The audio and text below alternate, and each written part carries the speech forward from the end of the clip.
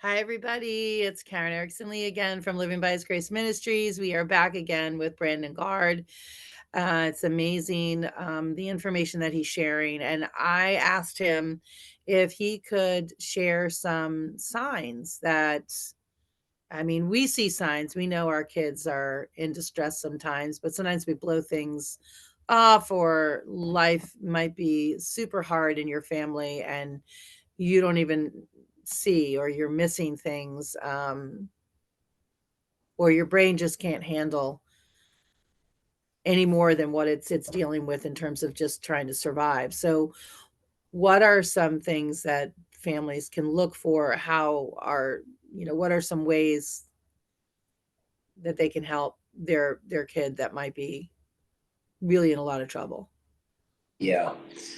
Um, yeah, like I mean, most people know their kids pretty well. And so when their kids are acting like for my family, they knew something was up because they know my character and how I operated. And for me, like I was just obviously I was losing weight first off, so that was a key sign. But Mm, I was usually always very outgoing and wanting to do stuff with friends and go out and do things. But for me, it was more or less, okay, why aren't you doing anything?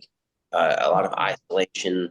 Um, I didn't mention I talked about not being able to go to college. Well, I did go to college for a little bit. It's just I was dismissed from college, and so that was another key sign. I was going to community college college for firefighting, which was always a passion of mine. And when I gave up on that, it was really the key sign. Like, okay, something's up with Branden, and mhm, so like I said, most families can see when their kids are off or something's different. I think the big thing is not being afraid to communicate with your kids, and being, allowing yourself to open up and be in a place of like, hey, I'm allowing my kids to talk to me, and just being able to operate that way. So another thing is not being afraid to confront your children and saying, "Hey, listen, I can see something's up. What's going on?" You understand? For me, my mhm. family had no problem confronting me, but the problem was they just thought it would go away. And so they after a while they seen I had a problem. My dad especially was, maybe if you just drink, maybe you won't do drugs anymore. And so they didn't fully understand addiction. So one thing I will say with families is do research, see what it is very severe. And so there are ways of going about finding out ways to help your kids. And so like Al-Anon's one is it's like AA, but it's for families to understand what exactly their kids are going through. So if you do think your kids are on drugs or something's up, there are ways of going about finding out the information you need to know about that. And so doing the research there, but also another thing that's really bad that with parents is codependency. And so my Mhm, dad, he had no problem confronting me. He just thought it would go away. My mom, however, was very codependent with me, thinking that she mhm, was helping me when mhm, really she was, you know, she loved me to death. And I learned how to mhm, manipulate.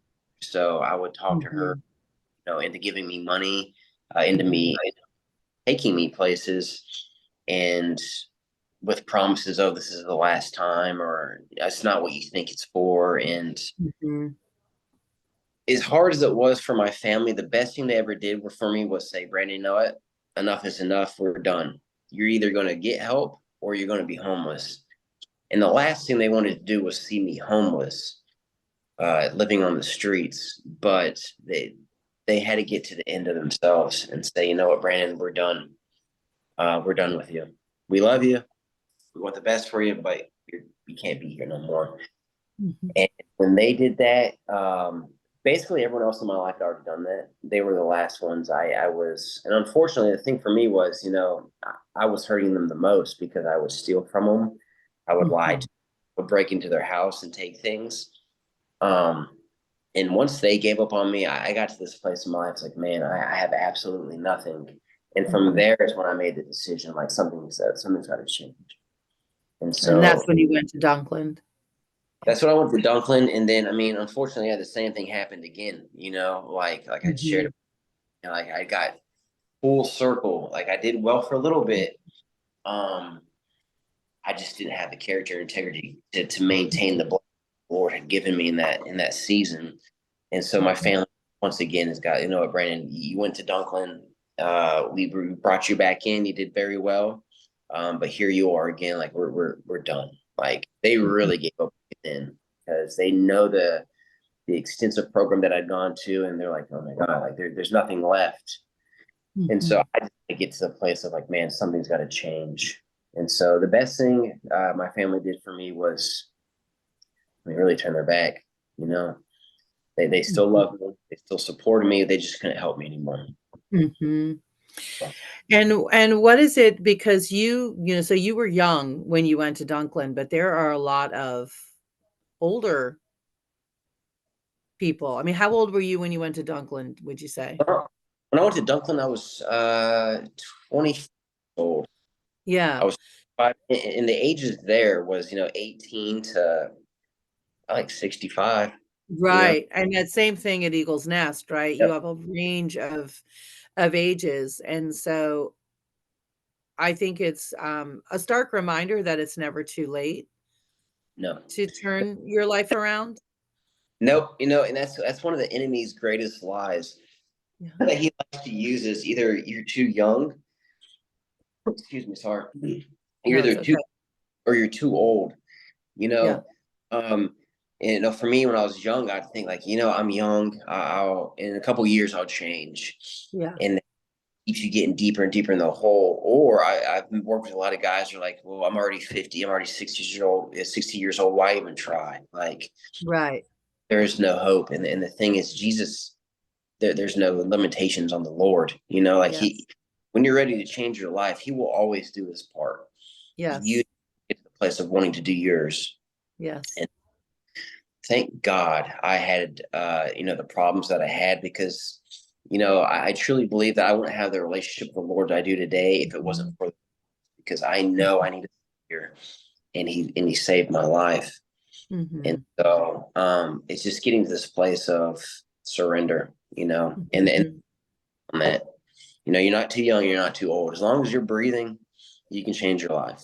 Yeah, And so and my encouragement to the families is when if your kids are struggling with these addictions or these issues, is getting to this place. But still, even there, like not being codependent with them, having mhm. your boundaries. A lot of times I'll see guys go through this program and their families want to bring them right back into their home, give them the same job, the same thing, the same environment. Um, and it doesn't work. It doesn't Like work. absolutely everything in my life had to change. I go home to Florida now. I visit, but that's not my home anymore. Mhm, Virginia is my home. I have a mhm, whole new job. I have a whole new set of friends. I have a whole new mhm. life. And unfortunately, these days, drugs aren't what they used to be. You Yeah, know, killing people left and right, and so there is no room for error. And no. maybe I'll just do a little bit and get back on track. No, I have to. This is my lifestyle. Mhm. And And what about, for all those wives out there that maybe, have a house full of kids and the yeah, husband is yeah, is off the rails, and what what kind of advice might you give someone yeah. who is scared and trying to figure out, "What do I do here?" Well, with Eagles Nest, one thing that we are very, very passionate about and very big on is families.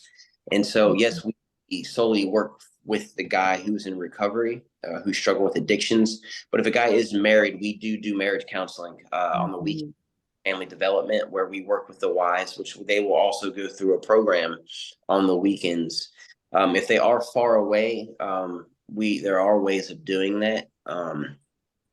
But yes, because you can't just fix the guy and send him back home mhm, to a broken household where he mhm, messes where he made them. And mhm, so just because, when I went through the program, I was single. I'm married now. But if a guy comes in the program with absolute chaos in his life, we get his life right. He gets sober. He gets a relationship with the Lord. Well, he goes back home. The kids aren't going to just listen to him like he expects them to just because now that he's sober. His wife's not just yeah, going to sober. Like there's a lot of right, damage.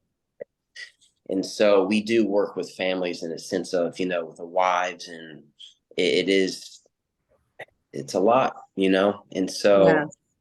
Can you um, talk a little bit about what that environment is like when families visit at the Eagle's Nest? What it's yeah. like at the Eagle's Nest? Yeah, what, Well, yeah, you know so, in the beginning phases of the program, like, the guys don't get day passes, they don't get to go out. It's really working, like, the first half of the program is working on themselves Mhm. and, in that. And so as they get into inner healing and discipleship, inner healing, the families are allowed to come out on the weekends, and that's the whole phase of the program. They can come out anytime. Um, Mhm. but towards inner healing, discipleship, if the guys are married, we do let them go home and start getting acclimated back in the household. And there are going to be problems, there are going to be issues, but at least they can come back and work through these struggles. And Yeah. with guys in recovery, a big thing is rejection. They go home thinking, "Oh, I'm better now, so you should trust me and love me, and Yeah. accept how I am now." A lot of times it doesn't happen that way. The guys go home, they get rejected, the kids still don't want to talk to them, and so it's a slow process, Mhm. but process, that we're willing to take on and help. And Mhm. so that's a little bit about it. The families are able to come out. They can kind of start learning our culture and the way we do things. And not only that, the other wives can communicate, and they build a themselves as well, where they can talk to other wives and build a relationship. Because a lot of times Mhm. in addictions, we don't have the healthiest community.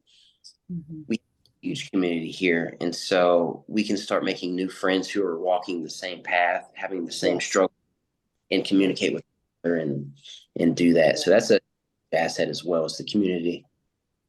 Amazing.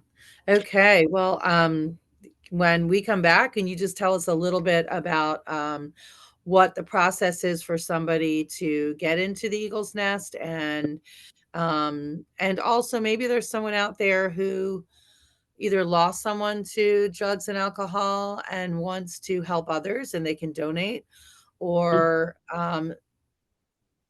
or they have someone themselves that they want um, to help see through the program and they want to donate for that person, or um, and how we can reach out to the Eagles Nest, how people can, find you. All right, Absolutely. everybody, we'll be back for our last interview with Branden Gard. All right, thank you.